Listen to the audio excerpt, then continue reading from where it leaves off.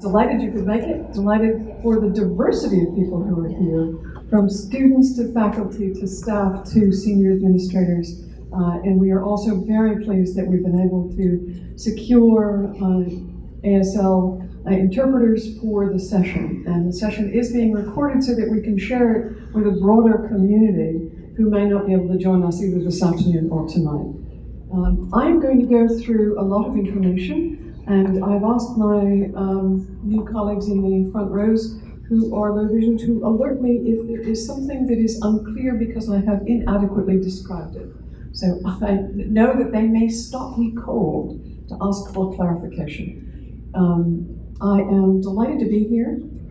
We are basically talking about a 2-year summary of work for Georgia Tech, accessibility for people with disabilities at Georgia Tech.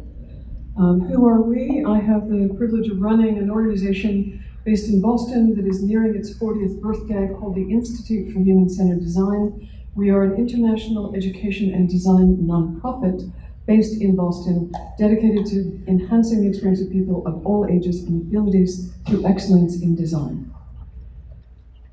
How do we find ourselves here today? In the spring of 2014, IHCD won a competitive opportunity to consult with Georgia Tech in the development of a comprehensive ADA transition plan. I'm delighted that some of the people on that review panel are actually here today. Georgia Tech did an outstanding job on accommodating students with disabilities, and we knew that. We'd done our homework, and we knew that Dr. Denise Johnson-Marshall and her team had distinguished themselves nationally for the quality of work they were doing. But, and you'll see a little image here, it's a former, it's an old cover of the New York Times Magazine with a tiny little guy on the word yes, about to crash into a very large word, but. So yes, but, really great work for individual students who self-identify, but Georgia Tech needed to do more. It needed a system to ensure seamless equity for people with disabilities. And who's got those civil rights? That was one of the other things that was not terribly clear. Students, absolutely. Students have civil rights whether they identify or don't self-identify. Visitors, given the popularity of your sports offerings in particular, your visitors number in the hundreds of thousands. Staff and faculty, and I have here an image of faculty from 1899, and they are, of course, characterized by being all, anybody want to offer? All men, and almost all of them with a mustache. In 2015, I'd like to report that the group is more diverse in every way, including about 50% women in the image. I also was very excited to have the opportunity to work with Georgia Tech because we have been tracking the issue of students with disabilities in science, technology, engineering, and math education. And we look to the National Science Foundation, which actually has a federal obligation to report on people who are underrepresented in science, technology, and math, and those are women, people of color, and people with disabilities. And they do an annual report, and just to remind you of the significance of why this matters so much, and the opportunity that could be represented by Georgia Tech. In 2012, about 11% of undergraduate students reported a disability, just general undergraduates. Undergraduates with disabilities are slightly older than those without disabilities. 1 in 4 undergraduates with a disability enrolls in a science and engineering field, a proportion similar to those without disabilities. And graduate students with disabilities are as likely as those without disabilities to enroll in a science or engineering field, about 20%. I promise you, if any success is achieved in the national disability organizations, we are going to see a tsunami of interest among people with disabilities in STEM education. And Georgia Tech has an opportunity to be a leader. A reminder that the most common reasons for functional limitation among adults in the United States are conditions that are not visible. We pay keen attention to visible disabilities, and we sometimes forget that many people with disabilities do not have any evidence that you can see of a disability. The most common disabilities in America are arthritis, back problems, heart disease, and respiratory disease. We are looking at a modest number of people who use wheelchairs. Very important that we accommodate people who use wheelchairs and scooters, but it is just 3.6 million Americans today. The beneficiaries are numerous for the changes we make relative to wheeled mobility, and that includes 10 times that number who have difficulty walking or climbing stairs, and that number grows exponentially annually. One of the things that I want to acknowledge up front is that the typical reason for disability in higher ed is the typical reasons for disability among children and youth in America. And those are primarily based in the brain, and those include, of course, specific learning disabilities, speech and language impairments, other health impairments, intellectual limitations, emotional disturbance, autism, and developmental delay. So most of the students who've been served in your Disability Services Office actually fall more into that category. Our approach to this project to support Georgia Tech's intent to integrate accessibility into the culture of this institute, so that all of its programs, facilities, and sites are designed from inception to provide full participation, equal opportunity, academic independence, and success, and a sense of welcome to all. This approach has been led by capital planning and space management with the support of Georgia Tech's Office of Institute Diversity, the Director of Compliance Programs. We are delighted that in our tenure here, Burns Newsom has been appointed as Compliance Director, and Office of Disability Services has been a friend of this effort from the get-go, and we are delighted now that Denise Johnson-Marshall is the new ADA coordinator. We have also been supported by Georgia Tech's President's Committee on Disabilities and Access. The fact that that committee existed, no doubt, was instrumental in having a door open for the work we've done. I want to briefly clarify the legal context for what we've been looking at, the civil rights framework relative to people with disabilities in higher ed. And there are basically three. The first of them goes back almost 40 years, more than 40 years actually, 1973, Section 504 of the Rehabilitation Act. And that applies to anyone who takes federal money. That is very nearly every single institute of higher ed in the United States. The Americans with Disabilities Act, the most far-reaching law in the entire world at the time of its passage in 1990. And of course, the Fair Housing Amendments of 1988, which do apply to dormitories if they fall within that period of construction. We've also paid attention to the Georgia State Code, but the code has now been harmonized with the accessibility portion of the ADA. Georgia Tech was not interested in just tell me what I have to do, which is a commonplace response to the responsibilities that institutions have towards compliance with accessibility. They wanted to sustain their usual commitment to quality and to include attention to universal/inclusive design, part of the DNA of our organization. I want to make sure that I've at least touched for a minute on universal design, because it was a significant part of our early discussions, and it is woven into a lot of the work that we have done. How familiar are people in the room with universal design as a term? Almost everybody. Terrific, it wouldn't happen everywhere. Just a reminder about our perspective on this. How does it relate to accessibility? It is not a synonym. Universal design begins on a floor or a baseline of accessibility. It anticipates the real diversity of functional ability across society in general solutions, not individual accommodations. It assumes that solutions that work for people at the edges of the spectrum will work better for everyone. And it's imaginative and creative, a good fit for Georgia Tech. No fixed standards, but a focus on measuring results for people, guidance to achieve better experiences for everyone. All of you who know this term know that it's a very simple definition. Because we work globally, we use multiple terms to describe the same vision of design for people: universal design, inclusive design, design for all. It's a framework for thinking differently without special or separate design. Quite critical to the way we think about this project.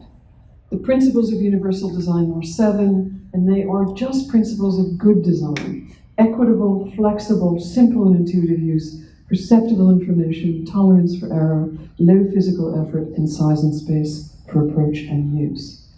It has informed all of the recommendations that we've made from program to digital environments to buildings and grounds. The wayfinding report is specifically in the context of universal design. A set of higher ed universal design primers is not part of our specific scope with you, but we are working on that to share with you later this spring.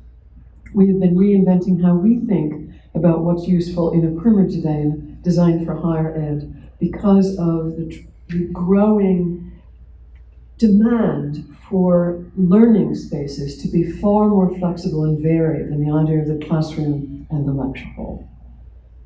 At the very heart of Section 504, and all colleges and universities do take federal money and have that obligation first and foremost, and the ADA Title II for public institutions, is a responsibility to program accessibility.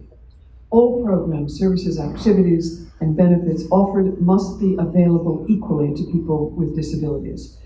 I would not in any way pretend that we have got an understanding about the hundreds, if not thousands, of programs, services, and activities offered by Georgia Tech, but we have taken the temperature of enough of them to have a reasonable understanding of the current state of affairs.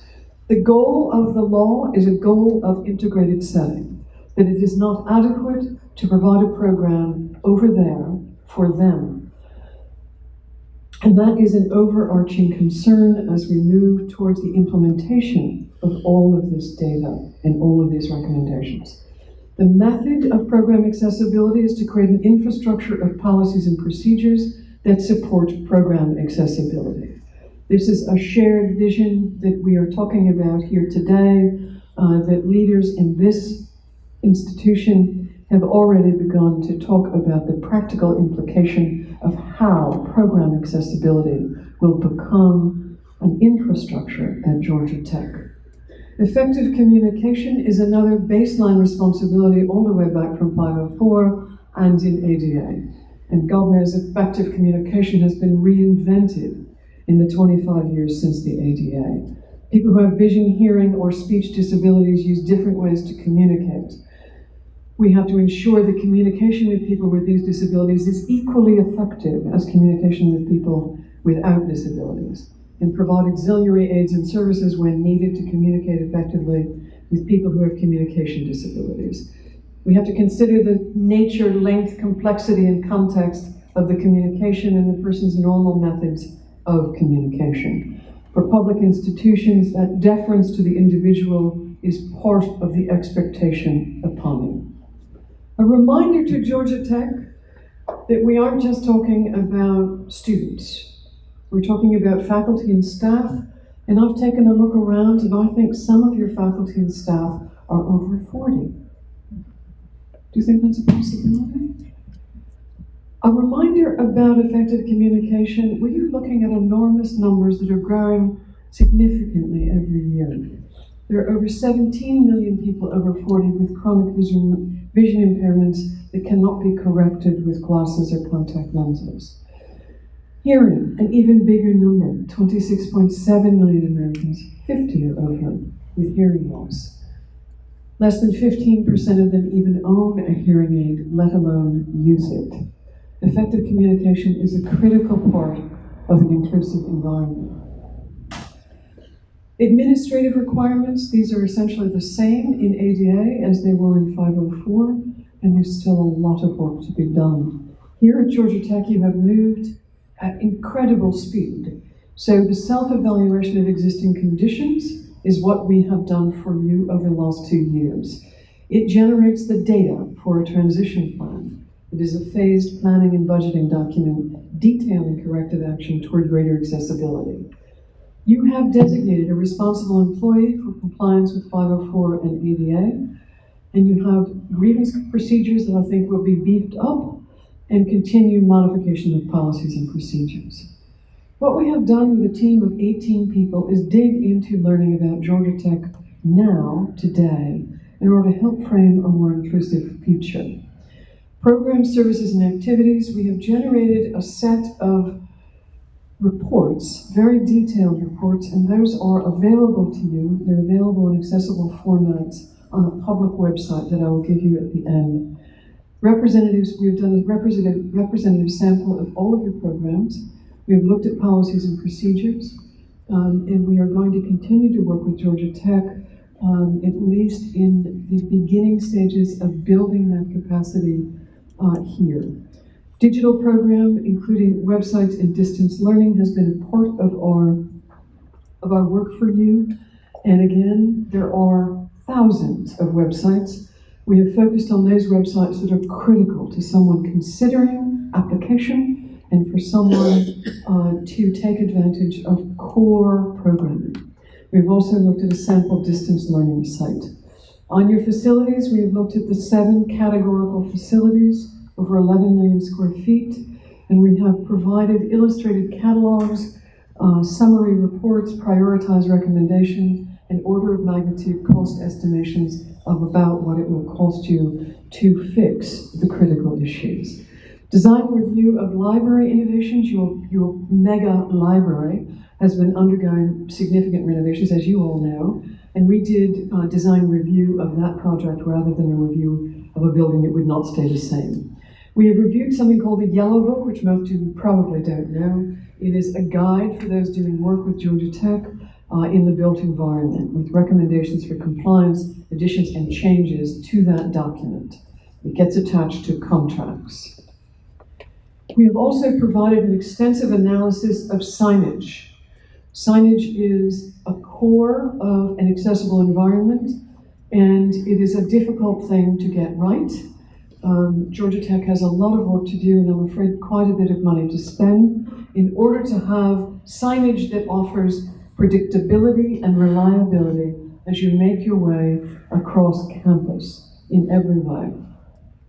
In the outdoor areas, we have done a comprehensive evaluation of the 17 sectors. You may not use that language of sectors, but there is an existing method of organizing the campus by sector. You will see in the survey that we have provided, a digital survey, the sectors also have names and a description so that you can really understand exactly what part of the campus we're talking about. We do have today a sample of that map. The campus is too big to have much hope of making sense of an accessible map at the degree of, I think it's 4 by 3 feet.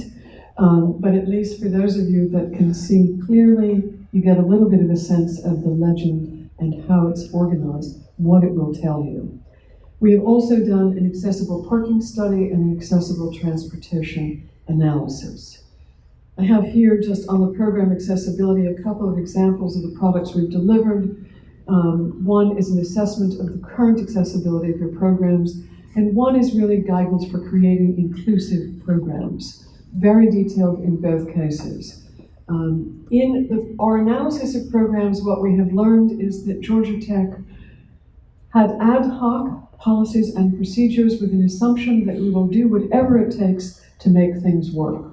It assumes disability to be visible and obvious, and the response easy and immediate. We are recommending to change the Georgia Tech culture systematically to make its programs fully accessible and welcoming to students, staff, faculty, and visitors with disabilities, and advise that you can set the benchmark for STEM higher ed if you do.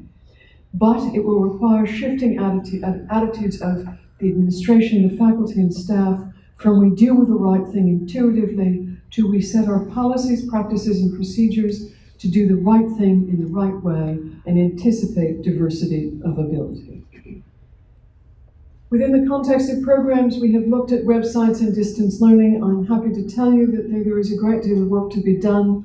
The Georgia Tech Institute Communications team is right on it. We have been so impressed that many times when we have been looking at websites, we find out when we go back to the website that there is already an accessibility renovation underway. The Institute is meeting best practice for web accessibility with a clear commitment to global best practice, which is Web Content Accessibility Guidelines at the level of 2.0 AA. Again, there's a lot of work to be done, but they are on the right route. We strongly recommend that for website and distance learning, that the engagement of what we refer to as user experts, people with disabilities of a variety of types, are enormously valuable in being able to assess, did you get it right? Is there something more that you could do? A website that works for someone who uses a screen reader may not have exactly the features that would work for someone with significant dyslexia. Facilities, we have looked at 150 buildings, 11,432,662 square feet of space. Just to say that number out loud. I have staff who had a tan for the first time over the last couple of years. The 7 categories of buildings are what we'll look at briefly. For all of them, the compliance was that you have to comply for all new construction and major renovation with the 2010 ADA standards, and that is underway now in a number of projects across the campus. For public institutions like Georgia Tech, your obligation on existing conditions is a crosswalk between programs and buildings. And that is something that we've spent a great deal of time doing here for you. Physical access to spaces is required so that a person with a mobility disability can enter, travel through the facility, use restrooms, participate in programs offered there. It is also critically important that access to those buildings be workable for people who are blind, where the standards are very clear. We think it needs to work for a much broader population, and we've tried to give you guidance and advice on what we think is effective. Your alternative to that is to relocate programs to an accessible location. Your responsibilities are different than private institutions, but you are required to renovate when you have a unique program that cannot be replicated elsewhere. Your largest inventory of buildings, not surprisingly, is of course your academic, instructional, and research buildings. There are 56 of those. The key issues there, and this is something that we've talked about a great deal and will continue to talk about, not just in this forum, but in a lot of forums across the country. And that has to do with accessible research labs beyond individual accommodations.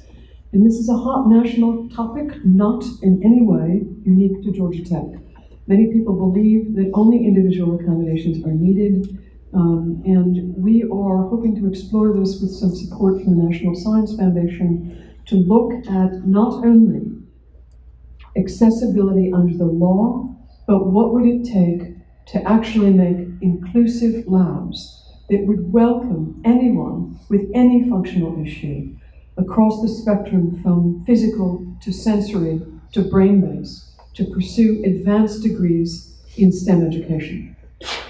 We're hoping that they will support us. Few lecture halls or auditoriums in this set provide opportunities for integrated setting for students who use mobility, accessibility.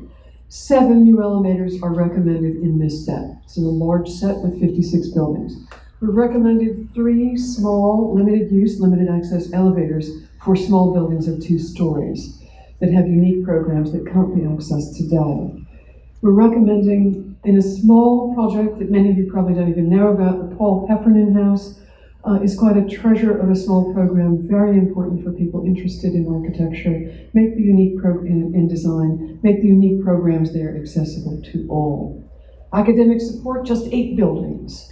And I am amused to report that I was very nervous coming down last night because I was going to recommend that Carnegie Building be rethought as a place that should house the president and the provost, because it's inaccessible. And the only way that that can work is if they left their offices and came downstairs to an entrance that is not ideally accessible in any way. And lo and behold, no one was mad at me for telling them that. They'd already moved the staff out, and the building is under substantial renovation. Extraordinary. Good luck on my part. Add an elevator to Savant. Add single-user toilet rooms to Savant. Savant presumes on access to another building, and it is really not a viable route without giving people an extra day to get to class. Athletic facilities, 13 buildings. These are, and you couldn't overplay how significant these are to the identity of Georgia Tech. 13 buildings, less than 1 million square feet, but close. Excessive slopes and cross slopes in a number of buildings, and that needs attention. Unfortunately, some of these are not old, but will need to be thought about to make them safer, to make them easier to use without exhausting the people who are dependent on using them. Wheelchair accessible seating needs to be increased in almost all of these buildings. Integrated setting, again, is the goal for seating. There's a significant safety issue for egress in Edge and in O'Keefe. We have tried to monitor safety issues. Many of these have to do with egress. Campus support, just 17 buildings. Among the buildings in this set is Alumni House. And right now, has anybody been to Alumni House who uses a wheelchair? Or brought anybody down? It's not a pretty picture. And though most of us like to believe that we'll never get old, a lot of alumni are pretty old. And a lot of them probably have a tough time climbing those stairs. So we're recommending not a solution that we're going to suggest to you, but that you undertake a study to design an accessible and welcoming entrance to Alumni House in a place that puts people at an arrival point that anyone else would have. The Academy of Medicine, a lot of work's been done there, some good work. We're not recommending that anything different be decided about the front of the building, since most of the action is at the back, but the lift cannot be operated independently at the back. And there's an egress door that opens to exterior stairs. We've got a number of recommendations on the Academy of Medicine, and we believe that that is such a critical resource on this campus, not only for you, but also for the community at large, that it should be a priority. OIT has extensive commitment to enabling technologies. Marry your accessibility commitments to the work that OIT is doing, and you would be knocking the socks off every STEM school in the nation. GTRI, 8 buildings, 622,000 square feet, need to offer accessible stations in research labs, even without a request for reasonable accommodation. And we know this is an issue that is going to be discussed probably for a good long time, but we believe you need to be sensitive to this even in your newest, most elaborate research labs. And we have the affirmation of the U.S. Department of Justice and the United States Department of Education Civil Rights Division on clarity about that. But we know that labs are getting more and more complicated, and there's a lot of detail that has never been explored and needs to be explored. The Digital Fab Lab has no accessible entrances and needs to. No accessible showers. Showers in labs like this can be critical to safety. Residential, 31 buildings, and my God, almost all of them have had some level of significant innovation. We are suggesting that there still needs to be some work done to align your dorm inventory that ensures that every unique program is available in an accessible dorm. You need to consider relocating some of those unique programs in order to meet that need today without a major renovation. We're also recommending communication accessibility to the inventory of every dorm and every program. Communication accessibility is for students that are deaf and hard of hearing and critical to their safety and independence. Student support, 12 buildings, 669,000 square feet. Install an elevator in the First Center. It's one of your most popular public places, and it really needs to have an elevator. Address the flooring issues in the CRC locker room. I don't know if anybody's experienced that, but it is awkward, potentially unsafe. Wayfinding. We have done a very extensive wayfinding report, and I hope many of you who have a particular interest in navigating the campus independently will take a good look at the wayfinding report. It is in an accessible format. I hope you will find that we have caught every single image with an alternative text. And I have an image of an inaccessible wayfinding site on the campus that we talked about this morning, and I have forgotten to put a red line across it. Before this goes public, we will put a red line across that image. Wayfinding encompasses, everybody comfortable with wayfinding? Do you know what wayfinding is? Our man in the front row knows what wayfinding is, because wayfinding is often not your friend, but you need it, I assume. Wayfinding encompasses all the ways in which people orient themselves in physical space and navigate from place to place. It means knowing where you are, knowing your destination, knowing and following the best route. recognizing your destination and finding your way back. So I would suggest you take a look at that. I think Georgia Tech can do a brilliant job on wayfinding because the investment has been so extensive, but it needs to be tweaked a bit in order to work well. This is, again, one of those areas where putting a team together of user experts is the only way that this is ever going to be as successful as it could be. People with all kinds of functional issues who can help you figure out, does it work for me now? And an admonition on this one, do it both night and day. Wayfinding happens after dark too. What we've done is recommend a set of initiatives that we hope will make wayfinding more intuitive and more predictable. Those include inform prior to arrival, get people oriented to know before they go, let them plan, give them the information to plan before they go. Orient visitors to the environment. If you want to take a risk that your brilliant student you'd love to have accept your invitation to matriculate at Georgia Tech actually comes, but has low vision or is significantly dyslexic, give them an orientation to the environment that makes them feel like they have some control and not like they have problems. Define the destination consistently. Many buildings have 2 and 3 designated names. Route visitors properly. Know when you are directing people to a route that may be inaccessible because there are stairs in that route. Make that crystal clear. Confirm routes frequently. All of us doubt our wisdom in an unfamiliar place and fear always they're about to be lost or have taken a wrong turn. Confirm those routes and make people feel confident. Celebrate the arrival at the destination and direct to exit points or the next destination. We have made a significant recommendation to Georgia Tech for something that there's not much of now, and that is something called assistive listening systems. And these have gotten a whole lot better in just a few years. Has anybody used an assistive listening system? Some? So you know that they can make an enormous difference.